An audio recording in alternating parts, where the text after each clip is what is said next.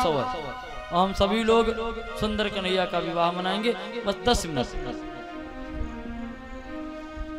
कन्हैया पहुंचे हैं। एक दर्जी था जो कपड़े सिलता था, एक धोबी था जो कपड़े धुलता था। सबके पास जा जाके, अरे मामा जी जय सिया राम, क्या हाल चाल है? धोबी ने कहा हम तुम्हारे मामा कैसे हो गए? कन्हैया ने कहा मामा के गांव में सब मामा। धोबी के यहाँ से खूब कपड़े ले आए। अब कपड़े पहन तो लिए, लेकिन बड़े। एक दर्जी था, मामा जी राम राम। मामा जी? हाँ मामा जी के गांव में सब मामा जी।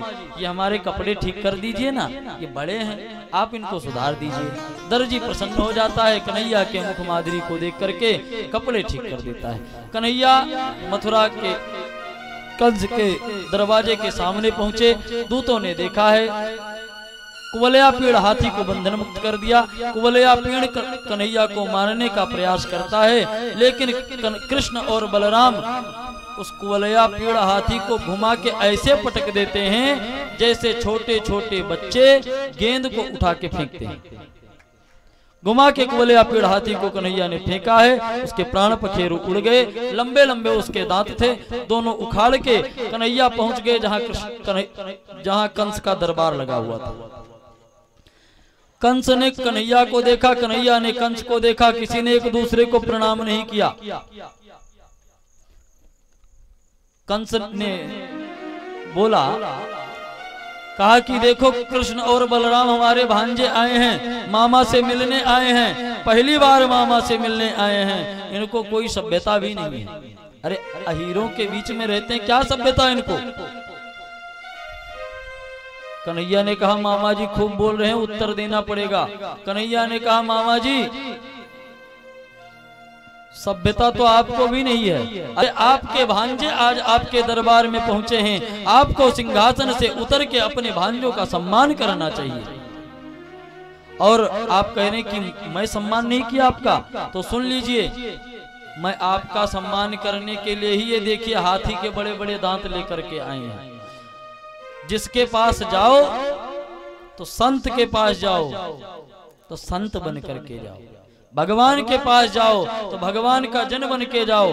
राजा के पास जाओगे और कोई छोटी मोटी वस्तु लेकर के जाओगे तो राजा उतना प्रसन्न थोड़ी होगा। और राजा के पास जा रहे हो, सुंदर तलवार लेकर के गए, धनुष बाण लेकर के गए, उसको भेंट किए, प्रसन्न होगा। अरे वाह कितनी सुंदर तलवार इसने भेंट किया। सिया राम सीताराम सिया राम। कन्हैया ने कहा कि मामा जी हम आपका सम्मान करने के लिए आपके लिए हाथी का दांत लेकर के आए हैं। कंस ने चाड़ूर मुष्टिक नाम के पहलवानों को आदेश दिया कि युद्ध करो।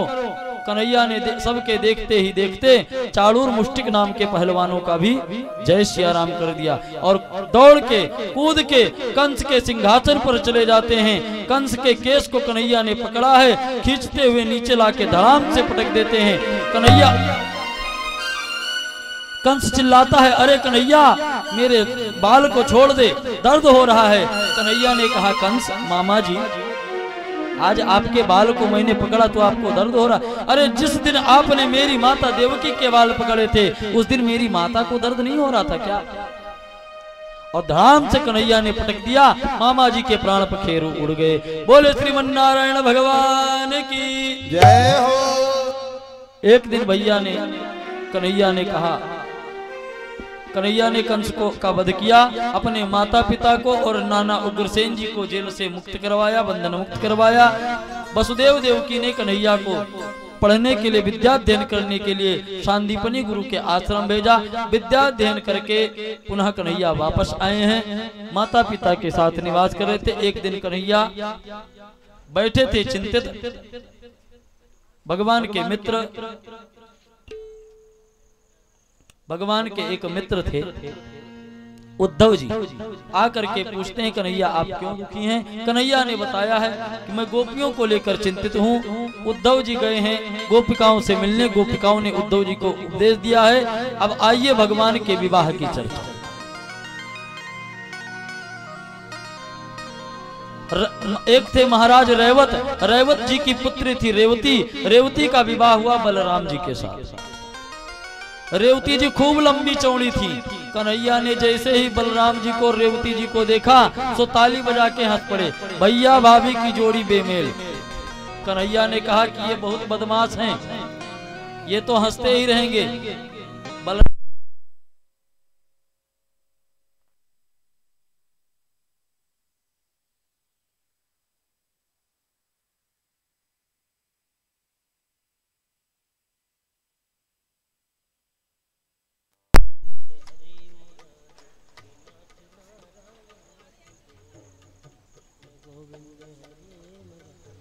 सियारा सियारा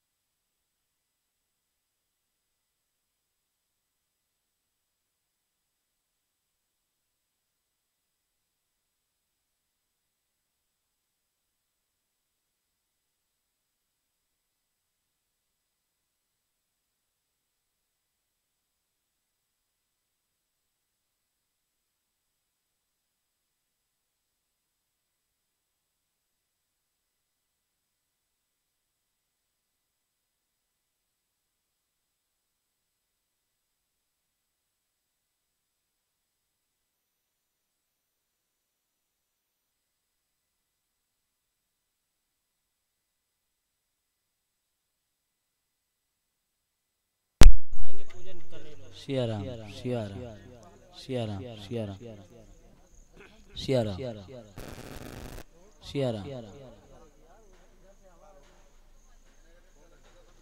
सियाराम। कन्हैया ने भैया भाभी की जोड़ी को देखा तो भाभी जी लंबी चौड़ी, भैया जी थोड़ा छोटे। ताली बजा के हंस पड़े, भैया भाभी की जोड़ी बेमेल। बलराम जी ने कहा कि जब देखो तब ये चिढ़ाते रहेंगे, हंसते रहेंगे। सो बलराम जी ने रेवती जी को हल से खींच के मूसल से अपने बराबर कर दिया। बोल रेवती रमण भगवान की जय। अब आइए कन्हैया की चर्चा, कन्हैया के विवाह की चर्चा। भगवान ने कृपा की है, सुंदर हवा चल रही है। 2 मिनट में हम लोग भगवान के विवाह की चर्चा श्रवण करेंगे। वैसे कथाएं सबको पता है, लेकिन फिर भी हम लोग प्रणाम करते हुए आज विवाह का सुंदर अवसर है।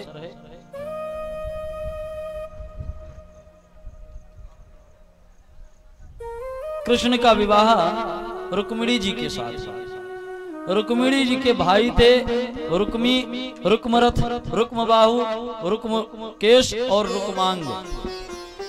ये 5 भाई थे। रुक्मिणी जी के विवाह की चर्चा बहुत दिन से चल रही थी, लेकिन एक दिन नारद जी पहुंच गए रुक्मिणी जी के पास। और नारद जी ने किया क्या, कन्हैया के रूप की और उनके गुण की इतनी प्रशंसा कर दी रुक्मिणी जी से कि रुक्मिणी जी ने अपने मन ही मन कन्हैया को अपना वर चुन लिया।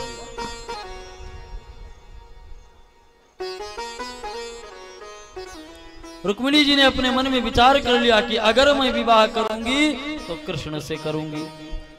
रुक्मिणी जी का बड़ा भाई जो था रुक्मी, वो बहुत बदमाश था।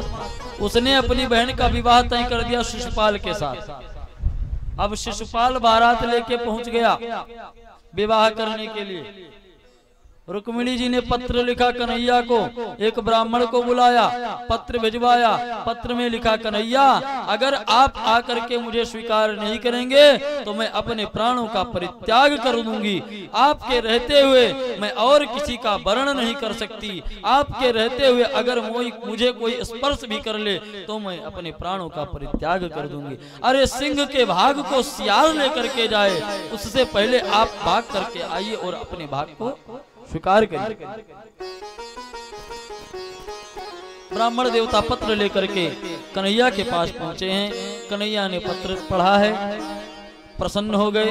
ब्राह्मण देवता को सुंदर रथ पर बिठा करके कुंडनपुर पहुंचते हैं। और जैसे ही कन्हैया कुंडनपुर पहुंचे तो मैया ने पत्र में पहले से ही लिख दिया था कि मैं देवी जी का पूजन करने जाऊंगी, वहीं से आप मुझे ले जाइएगा। देवी जी का पूजन करने के लिए रुक्मिणी जी गई हैं। पूजन करके जैसे ही बाहर निकली, कन्हैया ने हाथ पकड़ा, रथ पर बिठाया, टप टप करते हुए रथ को लेकर के चल पड़े। रुक्मी को पता चला, दौड़ा है कन्हैया को पकड़ने के लिए। कन्हैया तुझे छोड़ूंगा नहीं, गालियां दे रहा है। कन्हैया कहते हैं कोई बात नहीं, मेरा रिश्ते में साला लगता है और साला गाली नहीं देगा तो कौन देगा। बलराम जी पहुंच जाते हैं। बलराम जी कहते हैं कन्हैया तू बहू को लेकर चल, मैं इन सब लोगों से निपटता हूँ।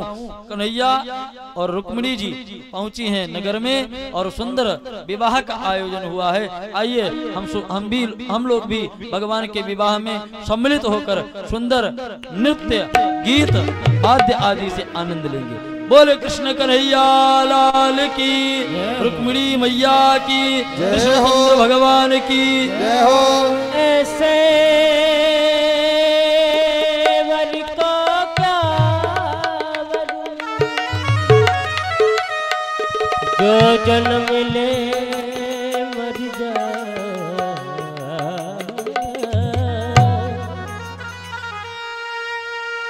वरिये मेरे शाम को अमर हुई जाए। भैया थोड़ा सा तेज कर दीजिए मेरे माइक को, मेरे बस माइक को। हाँ कोई बात नहीं, कर लो। आइए रुक्मिणी मैया को उनकी सखियां मेहंदी लगाने आ रही हैं। आप सब भी बड़े मीठी मीठी ताली की सेवा करते हुए सब लोग एक एक करके आके पूजन करेंगे। भगवान का सुंदर छवि सामने है, आप लोग सब लोग पूजा करेंगे। उसके बाद सीधे हम लोग आरती करेंगे। आओ मेरी सखियों मुझे मेहंदी लगा दो, आओ मेरी सखियों मुझे मेहंदी लगा दो, लगा के मुझे ऐसी सजा दो, मेहंदी लगा के मोहे ऐसी सजा दो, मुझे श्याम सुंदर की दुल्हन बना दो, मुझे श्याम सुंदर की दुल्हन बना दो, मुझे श्याम सुंदर की दुल्हन बना दो, मुझे श्याम सुंदर की दुल्हन बना दो। जय हो।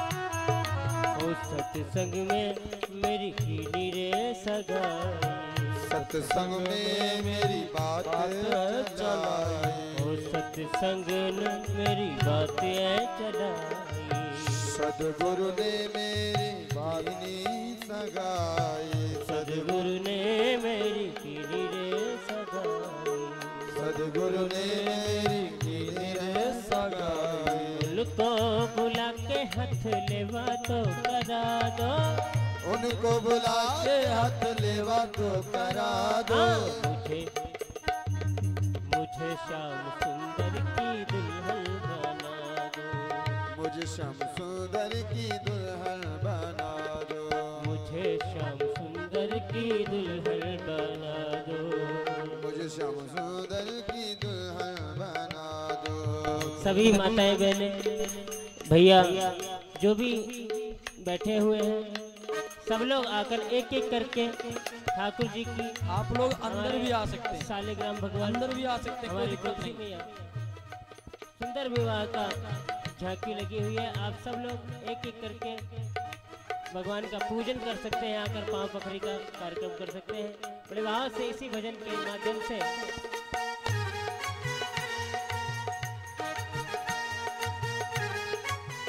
भीगिएगा नहीं कोई, आप लोग भीगना नहीं, अंदर आ जाओ यज्ञ मंडप में अंदर।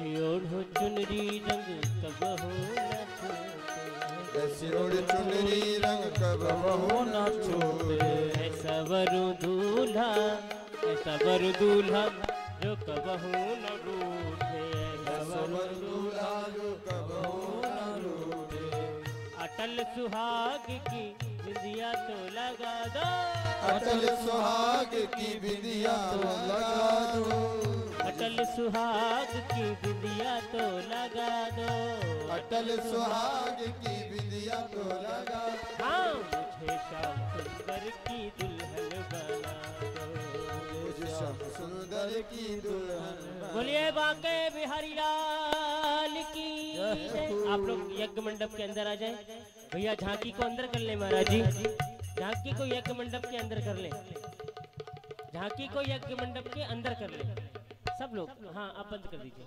मैया लोग अंदर आ जाए भैया, आप लोग काहे बीच रही हैं? साउंड